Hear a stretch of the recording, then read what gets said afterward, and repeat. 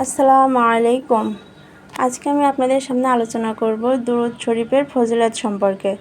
তো দুরূদ শরীফ কি সেটা তো আমরা কম বেশ সবাই জানি। ছোট দুরূদ হচ্ছে সাল্লাল্লাহু আলাইহি ওয়াসাল্লাম, আর বড় দুরূদ হচ্ছে দুরূদে ইব্রাহিম, যেটা আমরা নামাজের ভিতরে পড়ে থাকি।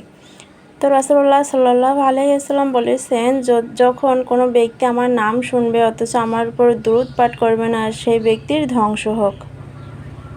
আল্লাহ, যদি কোনো ব্যক্তি রাসূলুল্লাহ সাল্লাল্লাহু আলাইহি ওয়াসাল্লামের উপর একবার দুরূদ পাঠ করে, তাহলে আল্লাহ তাআলা তার উপর 10টি রহমত দান করেন, তার 10টি সগীরা গুনাহ আল্লাহ মাফ করে দেন, তার 10টি মাগফিরাত আল্লাহ দান করেন এবং তার 10টি মর্যাদা আল্লাহ তাআলা উঁচু করে দেন। তো দেখুন, আমরা যদি কোনো কাজের মধ্য বা শুরুতে দুরূদ শরীফ পাঠ করি, অবশ্যই সেই কাজ বরকতপূর্ণ হবে।